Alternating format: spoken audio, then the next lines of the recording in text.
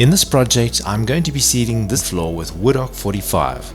And the reason I'm using Woodoc 45 is because of the great looking finish it gives, and it's a really tough and durable product, so it'll last a long time.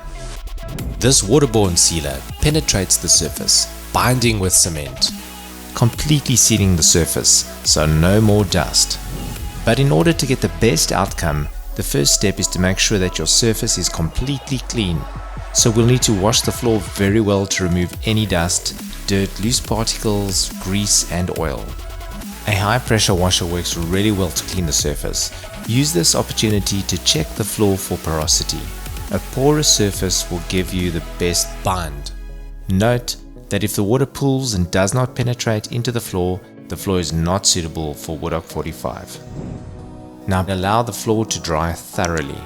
Depending on the airflow, temperature, humidity and porosity of the floor, this could take anywhere from a day to a week.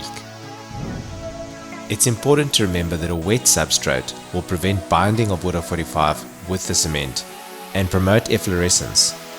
If Woodoc 45 cannot bind with the cement, it will peel off.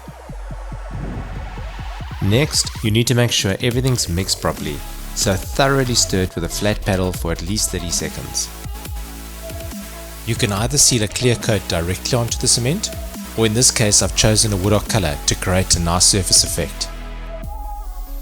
You'll also notice if you put down a clear coat first and then the Woodoc color, it gives you a lighter finish, and if you put down the Woodoc color directly as your first coat, it gives you a much darker finish.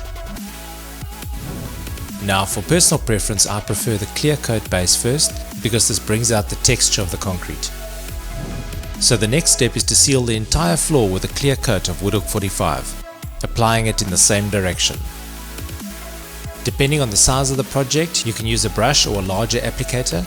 I've chosen a broom just because of the size of the project, but a brush is always recommended. It dries fairly quickly, especially outdoors, but drying time can vary depending on atmospheric conditions and porosity of the surface. You should only apply the second coat once the first coat is completely dry. You need to mix in the Woodoc color very well, so once you add it, stir it in thoroughly with a paddle. I'm now applying a liberal amount of the second coating in a different direction to the first coat. And the reason for this is because it will help to blend any lines and give a more even finish to the coat.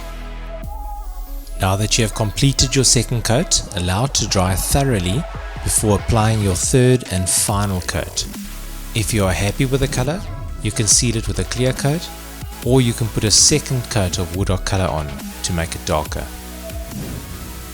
Always apply 3 coats of Woodoc 45. This will ensure the product has a great lifespan.